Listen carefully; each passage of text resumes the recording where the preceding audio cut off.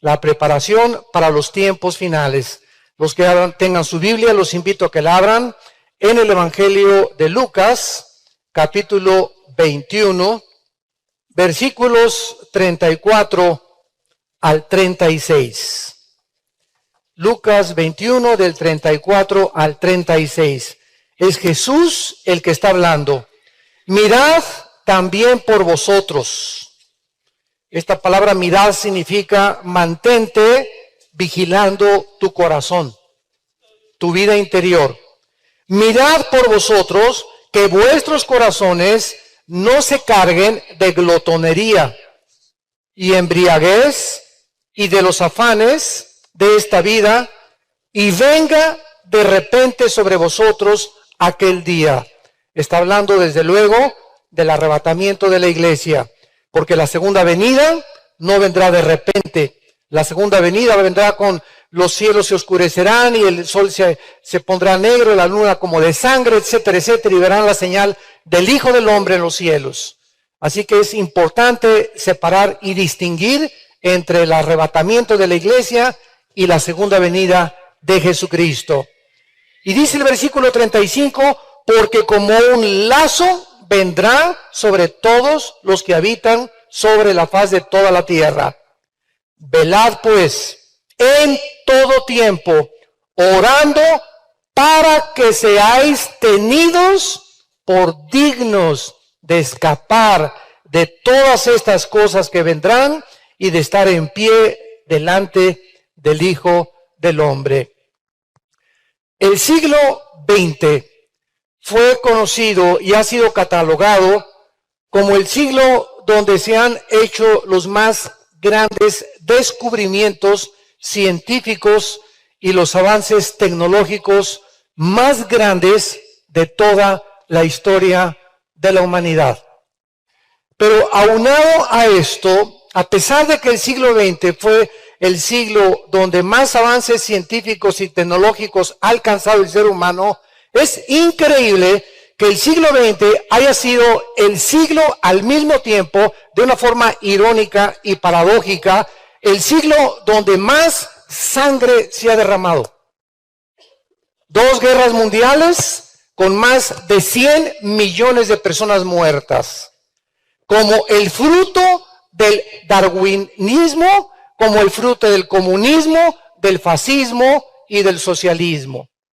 Entonces, estas ideologías que permearon el siglo XX y que hicieron ensoberbecer al ser humano, convirtieron al ser humano en un robot, donde la tecnología y los avances científicos llenaron de humo la cabeza, y es el siglo al mismo tiempo, no solo donde más sangre se ha derramado, donde las teorías de Darwin que infectaron la psicología, infectaron el marxismo, infectaron el socialismo, el fascismo y el nazismo, es el siglo también donde más personas se han convertido al ateísmo. Nunca había habido tantos ateos como en el siglo XX. Darwin, ateo; Sigmund Freud, ateo; Carlos Marx, ateo; Jean-Paul Sartre, ateo; Friedrich Nietzsche, Bertrand Russell, Richard Dawkins, Christopher Lennox, Sam Harris, y así podría enumerar más de 15 o 20 personas que invadieron las bibliotecas y comenzaron a infectar las mentes de los jóvenes, de nuestros hijos, con el ateísmo, el materialismo y el evolucionismo, principalmente. Y sin embargo, acaba el siglo XX y entramos al siglo XXI, y es un siglo donde comenzamos a despertar de que ni los avances tecnológicos ni los avances científicos nos han ayudado, y entramos al siglo XXI con una ansiedad, con un estrés, a punto de comenzar una tercera guerra mundial en el Medio Oriente actualmente, con problemas de terrorismo, con problemas de inmoralidad, donde se relajan las normas sociales completas, donde en 1973 se legaliza el aborto en Estados Unidos, hasta ahorita 18 millones de niños muertos en nombre de la ciencia por el medio del aborto. donde en junio del 2015 se legalizan los matrimonios gays y donde vemos cómo las familias y la sociedad, el matrimonio que forman la base de toda sociedad, estamos completamente en decadencia. Porque cuando la familia es atacada, en ese momento la sociedad no puede sobrevivir. Porque el fundamento de la sociedad es la familia y el matrimonio. Entonces, estamos en un mundo donde tenemos que levantar los ojos y darnos cuenta que hace 2000 años un hombre dijo, yo soy el camino, la verdad y la vida. Y tenemos, como dijo, me dio muchísimo gusto escuchar a la primer ministra de Alemania, Angela Merkel, decir hace un mes, Europa necesita regresar a la Biblia y a Jesucristo.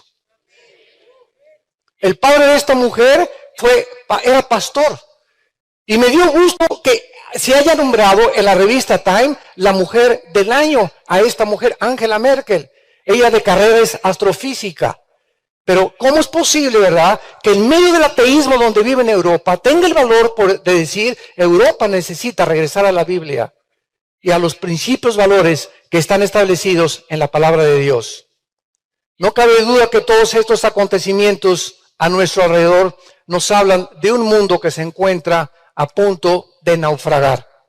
Cada día que nos encontramos más y más de la culminación del plan profético que Dios tiene para nosotros en relación a la raza humana, se están precipitando los acontecimientos con una velocidad vertiginosa, donde estamos ya a punto de ver, ¿verdad?, la desaparición de millones de seres humanos en lo que la Biblia enseña como el arrebatamiento de la iglesia. Millones de seres humanos, tal vez ahorita acabando esta conferencia, hoy en la noche o mañana, un mes, no sé por qué es inminente el arrebatamiento o el famoso rapto de la iglesia. Millones vamos a desaparecer y el mundo se va a comenzar a sumergir bajo los juicios de Dios, descritos del capítulo 4 al 19 del libro del Apocalipsis. Ante todas estas cosas, santos de Dios, ¿cómo debemos de prepararnos para estos tiempos que estamos viviendo? La Biblia nos ofrece a continuación, de manera práctica, varios consejos de cómo debemos prepararnos física, mental, económica y espiritualmente. Y vamos a ver en primer lugar la primera parte de la preparación. Número 1. Es importante que en los tiempos que vivimos nos comencemos a preparar confiando más que nunca en las promesas de Dios. Este libro que tengo en mis manos es nuestro sostén, nuestra fortaleza. Este libro que tengo en mis manos es el único medio que mi alma y tu alma tiene para poder enfrentarnos y poder resistir la presión del mundo que nos rodea, porque estamos presionados sexualmente, económicamente, con tentaciones de todo tipo, con tentaciones comerciales, económicas, etcétera, etcétera. Y la única forma de poder aguantar que esa presión que tenemos todos alrededor y nuestros hijos también, es que el interior de nuestra vida esté blindado, fortalecido para aguantar la presión externa. Escucha esto, si tu vida interior no es más fuerte que tu vida exterior, la vida exterior y la presión del mundo va a entrar a tu vida interior. Entonces tenemos que entender que tenemos que fortalecer nuestra vida interior, nuestra vida espiritual. En Juan capítulo 14, Cristo se estaba despidiendo de los apóstoles. Y el Señor Jesucristo inmediatamente discernió que los apóstoles se encontraban en un estado de estrés, de ansiedad. No entendían todavía muchas cosas. Primero nos dice este hombre que lo sigamos y dejamos las redes y dejamos nuestras barcas. Y de repente nos comienza a decir que va a morir a los 3 días y que va a resucitar y que ya se va a ir. Y comienzan los discípulos con una confusión tremenda como la que el mundo se encuentra actualmente. Oye, ¿pero qué? Dios no nos dijo que estaría con nosotros y que no nos faltaría nada, etcétera, etcétera. Y ante esta situación, Cristo, antes de morir, en Juan 14, escuchen las palabras que les da a los discípulos de consuelo. No se turbe vuestro corazón. Es el primer consejo que nos da la Biblia.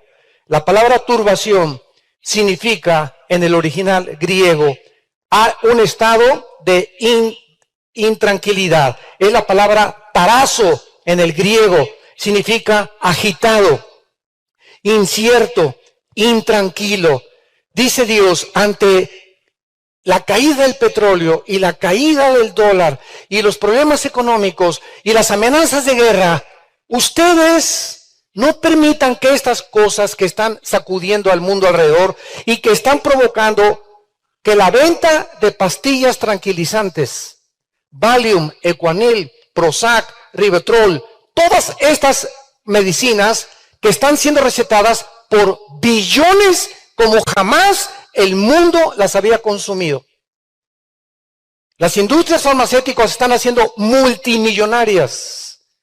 Y la Asociación de Psiquiatría de Los Ángeles declara que jamás en la historia, en los últimos 5 años nada más, del 2010 al 2015, nunca se habían consumido tantas pastillas tranquilizantes. Ante una humanidad que está ansiosa, agitada, estresada, perturbada, confundida. Y esto no puede ser en nuestras vidas, porque nosotros lo tenemos a Él, como lo vamos a ver a continuación. Y las promesas que Él nos da, que en medio de la resaca y la tormenta, nunca se bajará de la barca de nosotros. No se turbe vuestro corazón, creed en Dios, creed también en mí. En la casa de mi Padre muchas moradas hay. Santos de Dios, vamos de paso por este mundo. Vamos de paso por este mundo. El otro día yo estaba soñando y me puse, de veras, eran como las 2, 3 de la mañana y me dio risa. Dije, Señor, si me pongo verdaderamente de una forma coherente a pensar en tantos problemas que tengo, y si tú vinieras por mí ahorita a las 4 de la mañana, me reiría realmente porque tengo que mantener la conciencia de que estoy de paso solamente por acá y estamos en cualquier momento enfrente de ti y enfrente de la eternidad y se acabó todo el pasado. ¿Por qué entonces vivir con ansiedad y con ese estrés cuando estamos de paso y en cualquier momento todo se va a acabar, todo se termina? Cultura, dinero, sociedad, profesionalismos, artistas, deportistas, políticos, todo se va a acabar y lo único que va a sobrevivir son las almas humanas. Por lo cual debemos de vivir solamente por las almas humanas como nuestra prioridad. En el versículo 27 de Juan 14, Jesús dice, la paz les dejo, mi paz les doy. Juan 14, 27, yo no os la doy como el mundo la da. No se turbe vuestro corazón, ni tengan miedo. Otra vez las palabras de Jesús, mientras en tu vida tú no tengas paz, no tienes nada. La receta hace 2000 años para el estrés y la ansiedad del siglo XX nos las dio un hombre llamado Jesús. Y hace 2000 años Jesús sabía que el estado interno de una persona lo enferma. Como lo vamos a ver más adelante, psicosomáticamente, te enferma mentalmente, gastrointestinalmente, cardiovascularmente. El estado mental de nosotros nos roba la paz, nos roba la tranquilidad, nos roba la felicidad, nos quita completamente el poder disfrutar a nuestra familia, el poder disfrutar a tu esposa, el poder disfrutar a tu novio, porque te encuentras en un estado de ansiedad, de estrés, de preocupación, que aunque tengas dinero no lo vas a poder disfrutar, porque para poder disfrutar la vida se necesita vivir en paz. Y un cristiano no puede tampoco venir a la Biblia sin la paz. Imagínate venir a la Biblia, Señor, mi hija, Señor, mi trabajo, Señor, y el Espíritu Santo te dice, ¿sabes una cosa? Sereno moreno. Te calmas primero, comienzas a alabarme, comienzas a confiar en mis promesas, comienzas a entrar en un estado de tranquilidad, porque mi Espíritu Santo es un espíritu que solamente se puede comunicar contigo, Armando, me dice el Señor. Solo me puedo comunicar contigo cuando dentro de tu vida, en tu corazón, estés tranquilo. Porque de otra forma, escucha, no puedes discernir mi voz. Es imposible conocer la voluntad de Dios. y discernir lo que Dios nos está diciendo si cuando yo vengo a la Biblia no soy completamente en paz conmigo mismo? Estas son las palabras que Cristo dio hace 2000 años y necesitamos oír para que no seamos sorprendidos por la depresión, la inseguridad, la intranquilidad. Recordemos que Jesús nos dijo: estoy con ustedes todos los días hasta el fin del mundo. Fueron las últimas palabras que él pronunció. El rey David, en el Salmo 37, vivía en un estado de agitación tal, rodeado y perseguido por ejércitos, por el rey Saúl que lo quería matar, por un gobierno que lo quería asesinar. Y en el Salmo 37, que es uno de mis favoritos, el rey David nos da estas promesas de Dios. No te impacientes a causa de los malignos. Es lo primero que la Biblia nos enseña. No trates de excitarte o de que tu paz se quite por tanta maldad que existe. No te impacientes por ello. No tengas envidia tampoco de los que hacen iniquidad, porque como la hierba serán pronto cortados y como la hierba verde se secarán. Confía en Jehová y haz el bien y habitarás en la tierra y te apacentarás de la verdad. Deleítate a sí mismo en Jehová y Él te concederá las peticiones de tu corazón. Encomienda a Jehová tu camino y confía en Él, y Él hará. Exhibirá tu justicia como la luz y tu derecho como el mediodía. Guarda silencio ante Jehová y espera en Él. No te alteres con motivo del que prospera en su camino por el hombre que hace lo malo. Deja la ira y desecha el enojo. No te excites en manera alguna a hacer lo malo. Noten ustedes las palabras del Espíritu Santo. Confía, versículo 3, 4, deleítate, 5, encomienda, 7, guarda silencio, no te alteres, 8, deja la ira. Confía en Jehová, deleítate en Él. Dice Dios, ven todos los días, así con las mochilas que traes de problemas, y traes una cosa así, traes un burro aquí cargando que te está casi oprimiendo. Con todo eso levántate en la mañana y tienes problemas con tus hijos, con tus papás, con tu novia, con tu esposo, con el gobierno, con los tax, con los impuestos, etcétera, etcétera. Así como estás en la mañana, híncate y olvídate completamente, porque tú tienes la capacidad mental de decir, ahorita no quiero pensar en nada ni en nadie, más que en ti, Señor, y deleítate y confía a memorizar mi palabra, y yo te concederé las peticiones de tu corazón.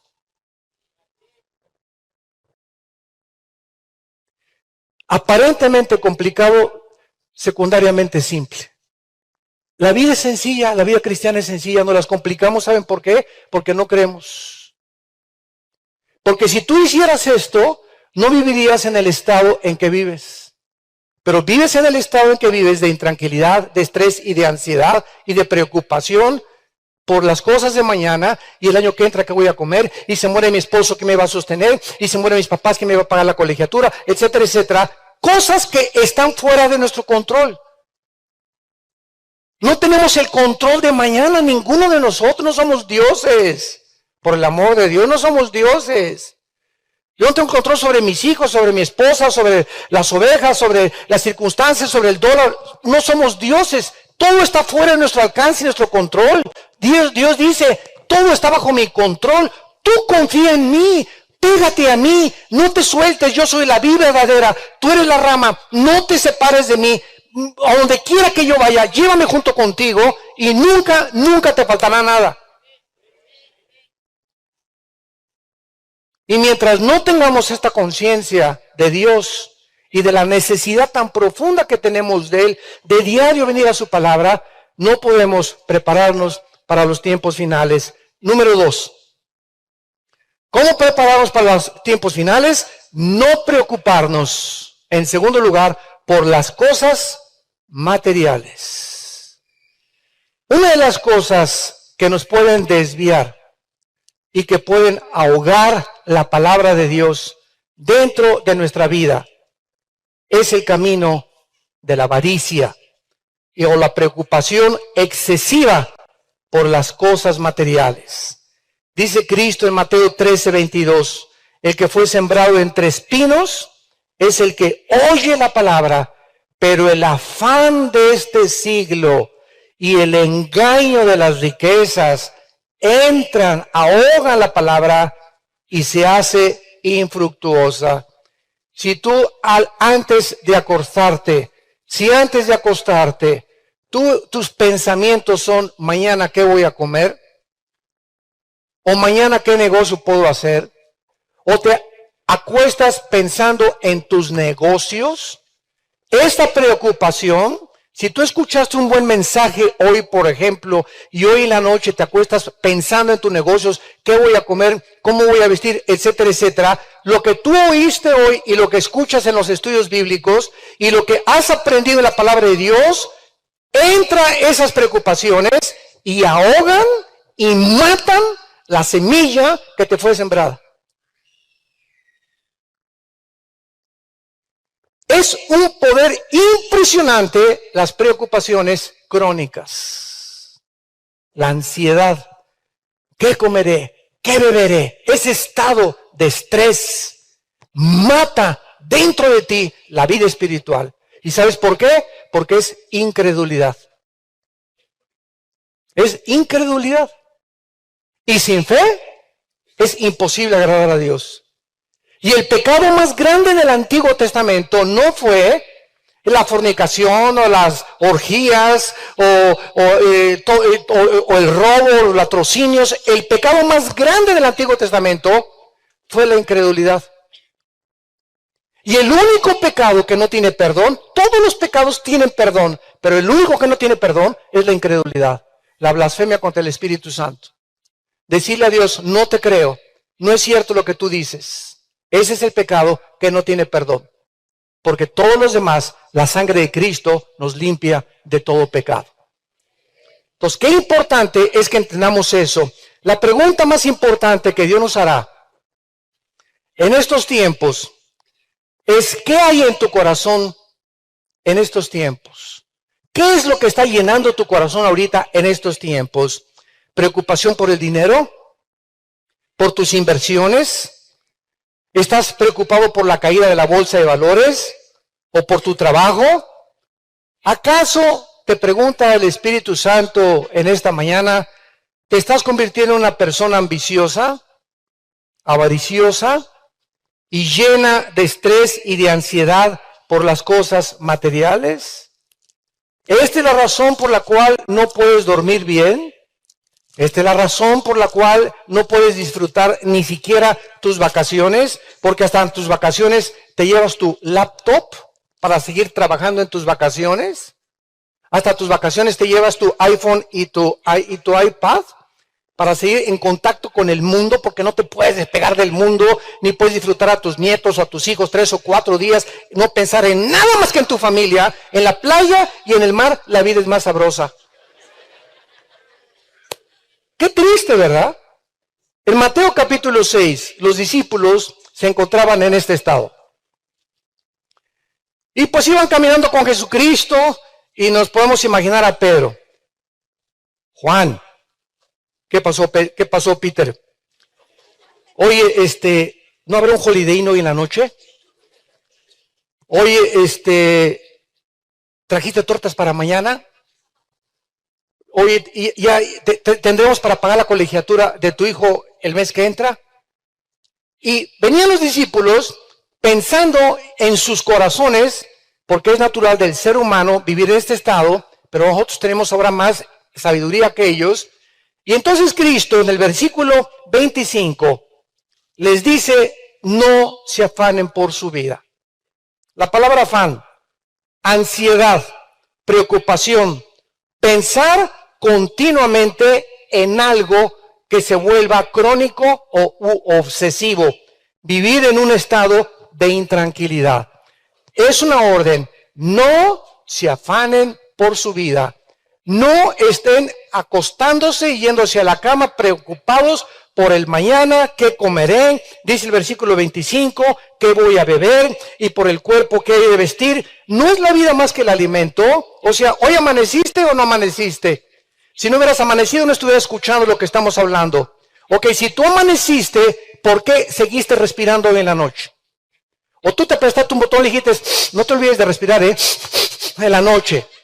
En la noche entramos en un estado inconsciente y estamos nosotros desconectados completamente de la realidad y del consciente, y nuestro corazón sigue bombeando. Y si amanecimos hoy es porque esa vida viene de Dios.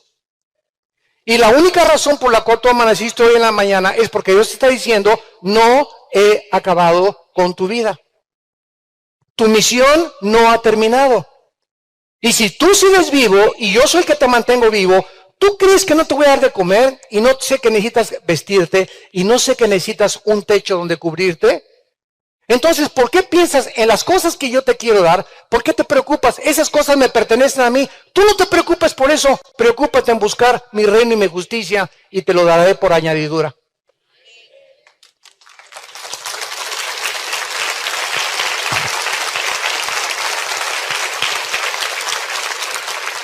Y miren el ejemplo en el versículo 26.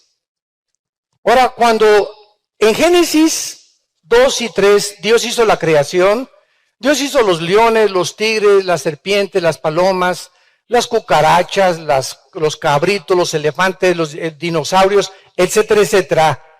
Y cuando Dios hizo los pajaritos, Él les puso un chip a los pajaritos para que se comportaran de la forma como se comportan. A los leones, de la forma como se comportan, a las cabras, a los perros, a los gatos. Todos tienen un código genético, los animales. Cada especie tiene un código genético, un software, una información puesta por su creador y por su diseñador. Y cuando Dios hizo a los pajaritos, les puso un chip en su cerebro para que fueran aves que nunca guardaran su comida. Que no la metieran en una cuevita ni la guardaran para otro. Los osos la guardan, los leones muchas veces las guardan, pero los pajaritos no lo hacen. Ahora, los pajaritos tampoco siembran, ni cosechan tampoco, ni almacenan. Y así los hizo Dios para que cuando Cristo apareciera en el escenario mundial, ellos, sus discípulos y ahora nosotros, pudiéramos ver que todo lo que hizo Dios es que Dios nos está hablando a través de toda la naturaleza, de todos los animales, de las estrellas. Es una escuela el universo a nuestro alrededor, y los pajaritos se concentra a Cristo y dice, miren a las aves de los cielos. Quiero enseñarles una escuela y una lección relacionada con la ansiedad. Los pajaritos no siembran. Versículo 26. Los pajaritos no ciegan, no recogen. O sea, nunca hay una cosecha que estén esperando ellos. Los pajaritos no recogen en granero. O sea, nunca amontonan 3 y 4 lombrices. Nunca, jamás. Y vuestro Padre Celestial, cabeza de melones, les dijo Cristo a todos los apóstoles, vuestro Padre Celestial es el que alimenta a estos pajaritos. ¿No valen ustedes más? ¿No valen ustedes más que esos pajaritos? Hay millones de pajaritos en todo el planeta Tierra y no hay uno solo que no tenga comida. Y ustedes que todavía, ahora nos dice Cristo, que yo di mi vida por ustedes en una cruz. ¿Cómo puedes vivir tan... ¿Por qué me dices mentiroso? Dice Dios. Porque yo no estoy diciendo mentiroso, Señor. Sí me estás diciendo mentiroso, porque el estado en que tú te acuestas habla más que si me lo dijeras con palabras. Tu estado de preocupación y tu estado de estrés me dice que no crees lo que yo te he dicho. ¿No vales más que ellos? ¿Y quién de ustedes, versículo 27, por mucho que se afanen, hay hasta todo un codo? Imagínate si me es 1.50 de estatura y le haces, quiero crecer. Brinca como chapulín todo lo que quieras. Ni una pulgada vas a crecer. Por más que te afanes y por más que te esfuerces. ¿Qué está diciendo Cristo? Por más que digas en la noche, y voy a tener más dinero, ¿y cómo le hacer? Por más que estés buscando soluciones, mi dinero viene de mí. Los negocios vienen de mí. No es tu compadre, ni el político, ni el presidente, ni el diputado, ni tu primo, ni nadie. Si tú no me ves a mí como el proveedor, eres un incrédulo. Y dice Jeremías 17, maldito el hombre que confía en el hombre y que pone la carne por su brazo y su poder. Dios examina y prueba nuestros corazones. Y no hay cosa que a Dios más le moleste que no le creamos lo que Él nos ha dicho en su palabra. Y en el versículo 28 les dice, ahora quiten los ojos de los árboles, vean las flores. Y por el vestido, ¿por qué se afanan? Mira los lirios del campo. ¿Acaso las florecitas crecen? Yo quiero ser del color amarillo. Y yo quiero ser rosa. Yo quiero ser, no betabel, ¿verdad? Clavel, perdón. Clavel, etcétera, etcétera, ¿verdad? Y tenemos una variedad impresionante de flores con unos colores extraordinarios, etcétera, etcétera. Y dice el versículo 29, pues les digo, con toda esa belleza que existe, que los colores son, que no se pueden ni siquiera imitar, ni siquiera Salomón con los billones de oro que guardaba, él se vistió así como uno de ellos. Y si la hierba, si esas florecitas, que no escogieron cómo vestirse, no escogieron los colores, ni nada, y mañana crecen en la tarde y se echan en el horno y desaparecen, no hará mucho más a vosotros, hombres de poca fe. Y finalmente dice, ¿verdad? El versículo 31, no os afanéis pues diciendo qué comeremos o qué beberemos o qué vestiremos, porque los gentiles buscan todas estas cosas. O sea, las personas que no son cristianas viven en un continuo estrés. Tu amigo, tu primo, tu topo, están como están precisamente porque no tienen ninguna esperanza en nada.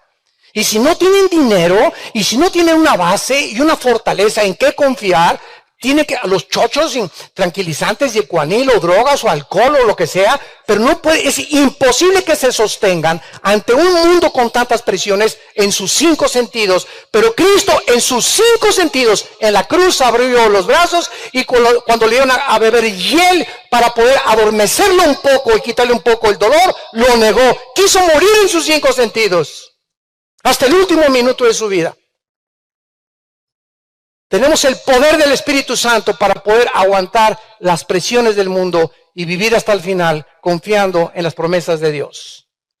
No tenemos por qué preocuparnos, no tenemos por qué vivir en ese estado en el que vives. Y esta es la razón que eso detiene la gracia de Dios. No tienes porque no pides y cuando pides mal, dice Santiago 4.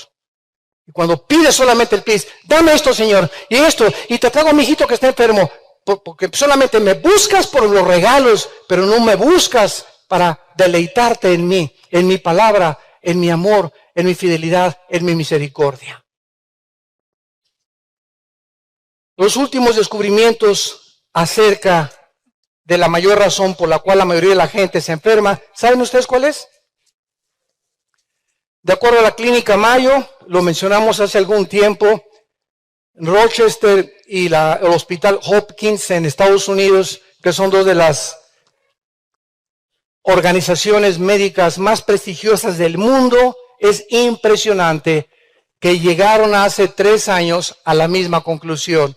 Estas 2 clínicas y hospitales de los más famosos en el mundo concluyeron, escuchen esto, que el 70% de las enfermedades mentales y físicas provienen del estrés. Del estrés. ¿Qué es la enfermedad del siglo XX? El estrés. ¿Qué es el estrés? El estrés es un estado interno de falta de contentamiento, de envidia, de preocupación, de avaricia, de egoísmo, de rencor, de odio y de amargura. Todas estas características negativas de la mente enferman y lo comprobaron llamándoles enfermedades psico-mente, soma, cuerpo, psicosomáticas. El cuerpo se enferma por el estado en que tu mente se encuentre. El 85% de los pacientes que acaban en el manicure, a los que no me entiendan, en el hospital psiquiátrico, son personas que se encuentran ahí en un estado de desequilibrio mental porque nunca pudieron resolver problemas de pecado de su pasado. Cuando nosotros no resolvemos el problema del pecado, que fue la razón por la cual Cristo murió, ese es el pecado en lo cual nos descompone, nos desequilibra, nos altera nuestra manera de pensar, nos enferma, nos lleva a una psicosis. Y eso es a lo que Cristo vino a librarnos de ese estado mental, porque la guerra está aquí en mi mente, entre el bien y entre el mal. Todo en mi vida se resuelve aquí, dentro de esta cabeza.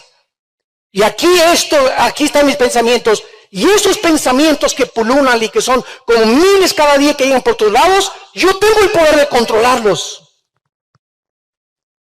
Tú tienes el poder de controlarlos, porque Dios no nos ha dado un espíritu de cobardía, sino de poder, amor y dominio propio.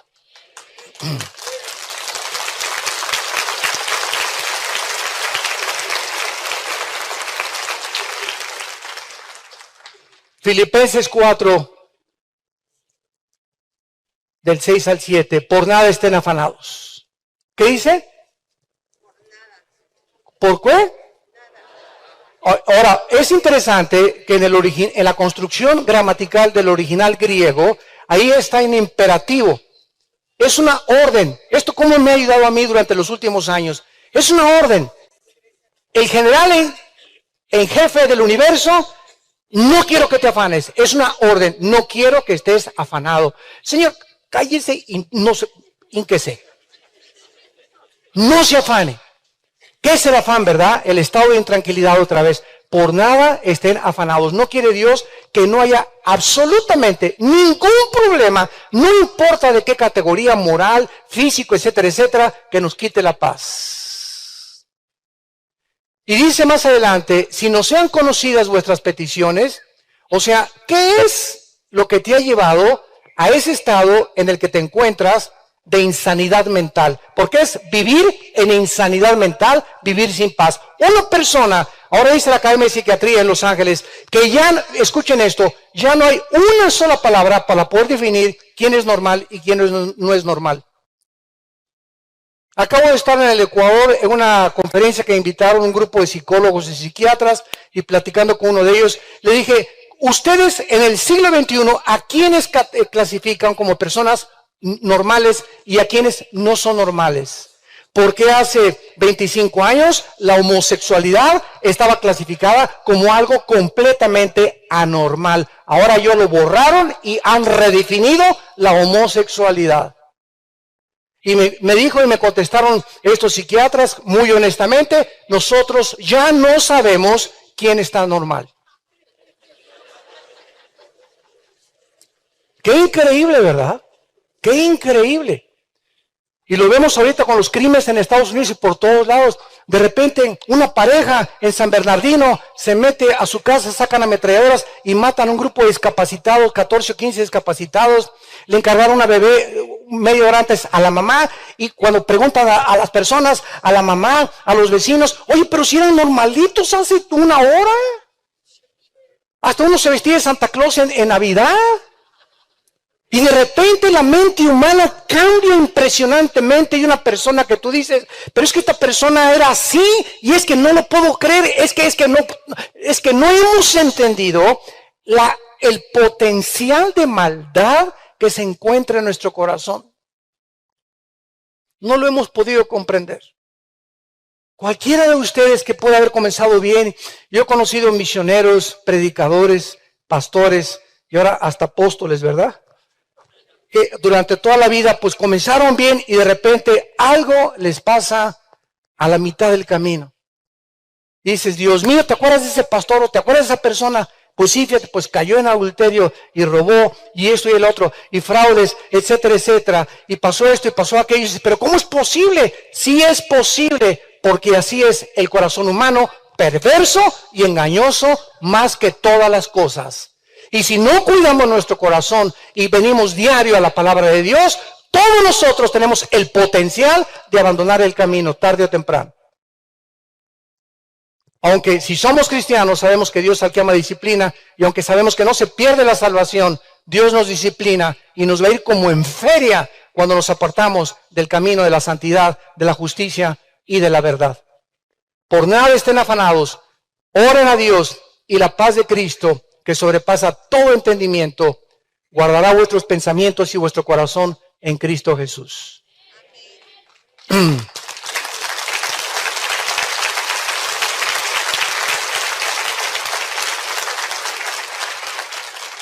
Meditando en esto, hace algunos días, yo pensé que la mente es como un archivero. A, B, C, D, E.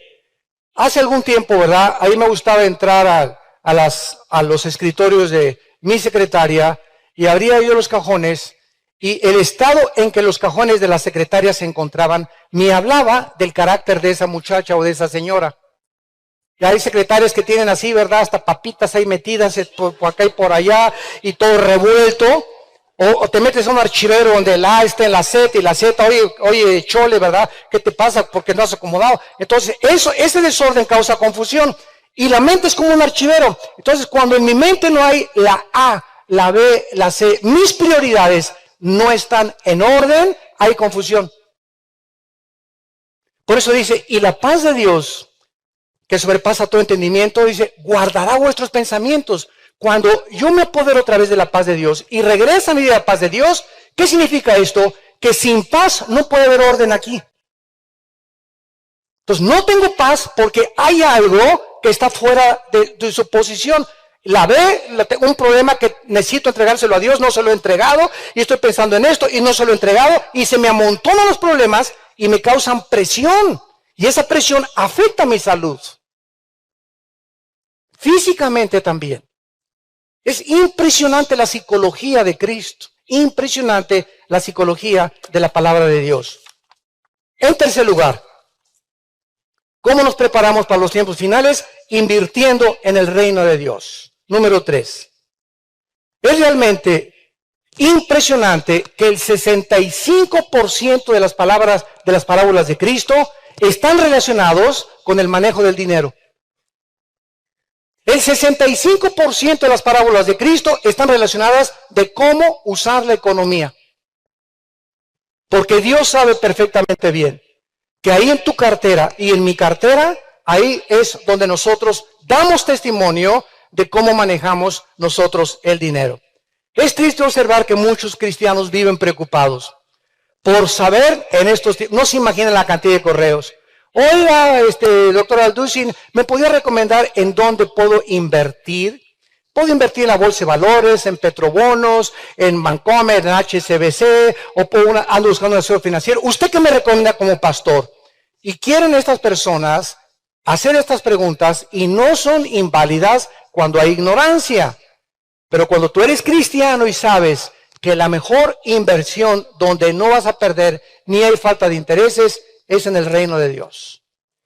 Desde luego, esto no significa que no debamos ahorrar cierta cantidad de dinero, pero escuchen esto, el único balance que podemos tener en lo que nosotros ahorramos delante de Dios es el siguiente, que lo que tú ahorras no sea más de lo que Dios quiere que tú ahorres.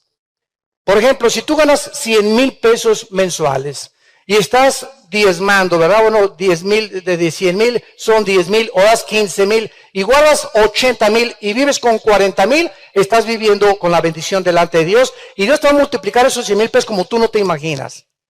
Pero cuando tú guardas más de lo que debes de guardar por la avaricia, por la inseguridad, que si no guardo el cochinito, y si no le echo al cochinito, y si no invierto acá, y si no invierto allá, no me puedo sentir seguro de mi futuro, es en ese momento cuando tu conciencia te dice, has violado una ley de Dios.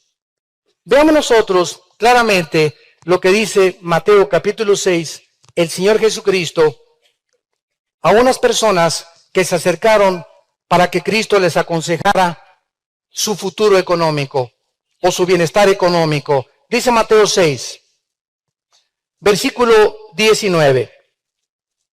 No se harán tesoros en la tierra donde la polilla y el orín corrompen, y donde los ladrones minan y hurtan, sino haceos tesoros en el cielo, donde ni la polilla ni el orín corrompen, y donde los ladrones no minan ni hurtan, porque donde esté vuestro tesoro, estará tu corazón.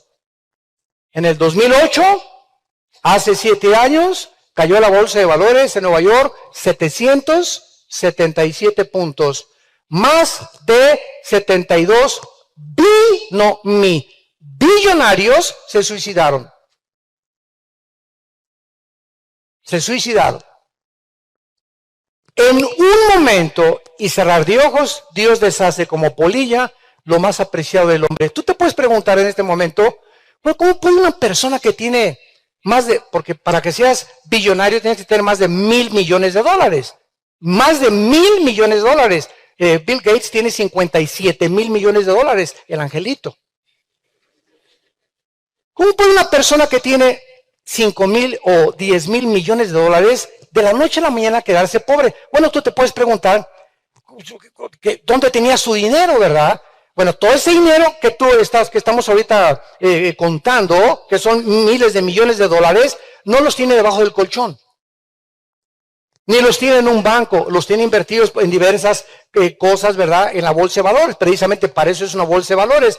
Y cuando caen las acciones de la noche a la mañana, con la fuerza e inestabilidad en la que el mundo económico se encuentra, esas acciones se convierten en nada de la noche a la mañana.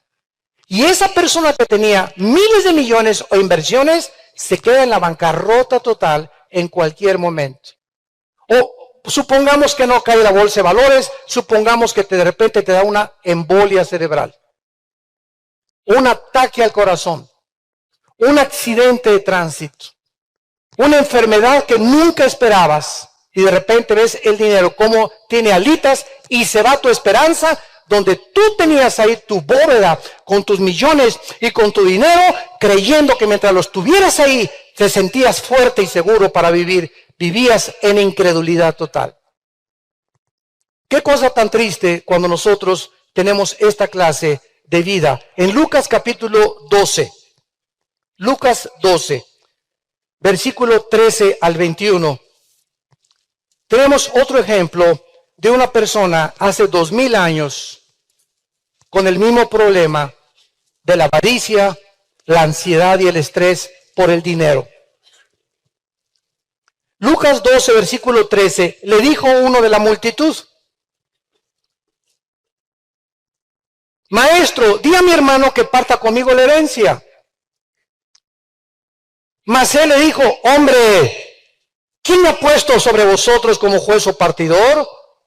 Y les dijo: Mirad y guardaos de toda avaricia, porque la vida del hombre no consiste en la abundancia de los bienes que posee.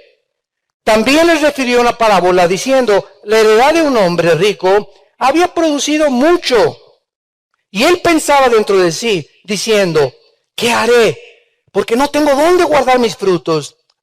Esto haré: derribaré mis graneros y los edificaré mayores, y allí guardaré todo mi dinero, todos mis frutos y todas mis posesiones materiales.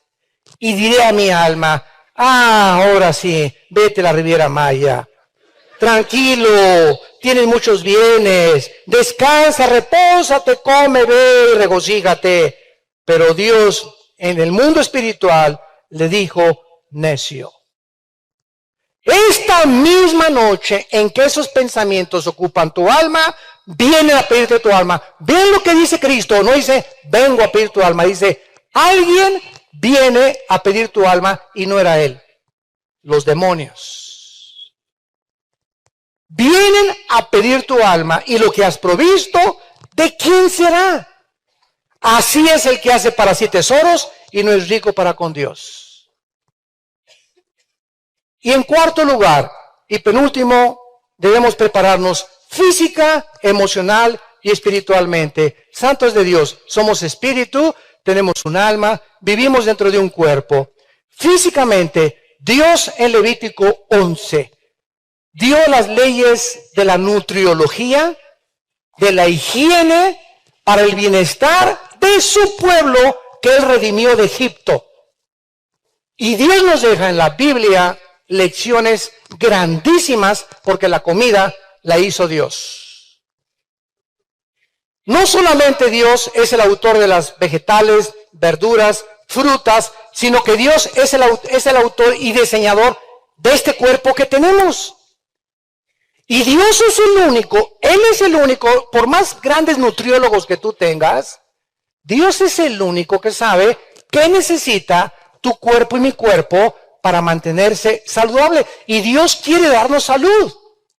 Entonces Dios les prohibió a su pueblo el colesterol, que se descubrió en los 70s, 80s del siglo pasado.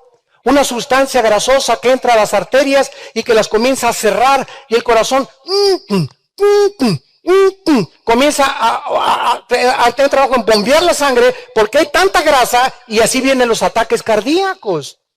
Por el colesterol, los triglicéridos, la enorme cantidad de panquecitos marinelas que te comes cada semana, de pizzas, que es lo que más harina tiene que cualquier otra cosa. Y esta vez cada 15 días una pizza, ¿verdad? Está un chuletón así de tibón cada 15 días, no hay ningún problema. Pero por el amor de Dios, si pasas de los 40, 45 años de edad, tienes que poner cuchillo en tu garganta, como dice en Proverbios capítulo 23. Entonces, tenemos nosotros que entender que todo nos es permitido, mas no todo nos conviene. Pero eso sí, cuando alguien abuse la comida, ahora sí está de moda, ¿verdad? Las campañas de sanidad. Y sáneme, hermano, y póngame la mano con la panza de Santa Claus. Y sabes una cosa, Dios te dice, mira, yo te di a ti mis leyes para que tú supieras qué comer y qué no comer. En un restaurante tienes y puedes coger esto tú sabes que no es bueno para ti.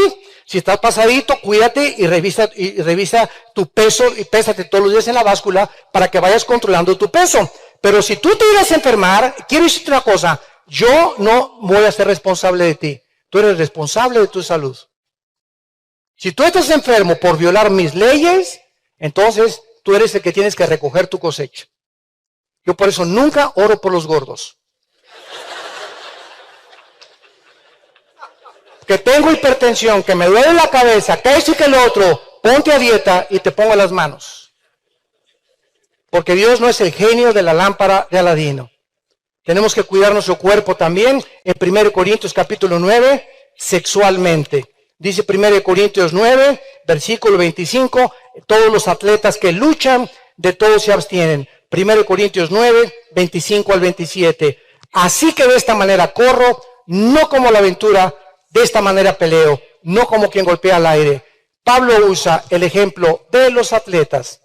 Ayer me dio tanto gusto saber que el Barcelona, campeón de clubes del mundo. ¿Amén? Para los que le iban a todos los demás, ¿verdad? Increíble que le haya ganado el River Plate 3-0, ¿verdad? Y que Messi a sus propios contemporáneos argentinos los haya humillado. Porque es el mejor club de Argentina, el River Plate. Le ganó 3-0. Nadie en el mundo, ningún club le ganó al Barcelona. Para que vean que son espirituales, le estoy diciendo, ¿verdad? Qué interesante que el apóstol Pablo haya escogido a los atletas, a los futbolistas, a los basquetbolistas, a todos los que están involucrados como en el atletismo, como un ejemplo para los cristianos de cómo debemos de mantener nuestro cuerpo. Y dice el versículo 27, golpeo mi cuerpo y lo pongo en servidumbre. O sea, no le doy pizza, aquí se me está. Heladito, nada de helado. Aquí se me está.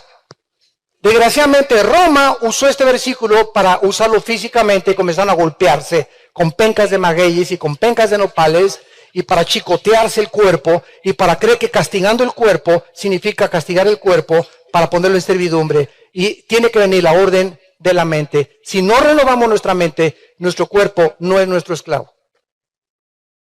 Entonces tú tienes que aprender a renovar tu mente para poner tu cuerpo como esclavo. Y finalmente, emocionalmente, tenemos que prepararnos emocionalmente. Cristo dijo claramente que tenemos que entender que si nuestro estado mental o psíquico, que es donde más énfasis hemos puesto, porque es el centro el cuartel general donde todas las órdenes parten del hemisferio derecho y del hemisferio izquierdo de nuestro cerebro. Si nuestra mente no está en orden, si nuestra mente no está controlada por nuestros pensamientos, si no tenemos el control de nuestras emociones y nuestros sentimientos, no vamos a poder resistir ni preparados para la última batalla final. Y espiritualmente, ¿verdad? ¿Cuál es la preparación espiritual? En la oración. Marcos 1:35. Cristo se levantaba antes de que el sol saliera. Todos los días el Hijo de Dios, Dios hecho carne, se levantaba a las 4 o 5 de la mañana Jesucristo. Y se iba, dice Marcos 1:35, a un lugar desierto. Y ahí en el lugar desierto, ahí oraba antes de enfrentar a los endemoniados, a los paralíticos, a los que tenía que sanar. Ahí se enfrentaba Cristo antes, porque la fuente y el origen de su poder era su comunión con su Padre. Y separados de mí, nada podéis hacer, dijo Jesucristo. Queremos prepararnos de veras para estos tiempos santos en Cristo. Tú tienes que aumentar tu tiempo de oración con Dios. Examínate en esta mañana que has oído este mensaje. ¿Cuánto tiempo oras diario? Sé honesto contigo. 10 minutos, súbele a 20. Media hora, súbele 15 minutos más 45 minutos. Tenemos que aumentar el tiempo de pasar con Dios, porque mientras más presión, más tiempo necesitamos con Él. Porque las fuerzas, el poder, todo viene a través de la oración. Y separados de Él, nada podemos hacer. Padre, te damos gracias por tu palabra. Te damos gracias, Señor, porque no tenemos lucha contra sangre ni contra carne, sino contra potestades, principados de las tinieblas, huestes espirituales de maldad, que quieren abortar, impedir que lleguemos a la meta. Por tanto, tomen toda la armadura de Dios para poder resistir, orando en todo tiempo, con toda oración y súplica en el Espíritu, y velando en ello con toda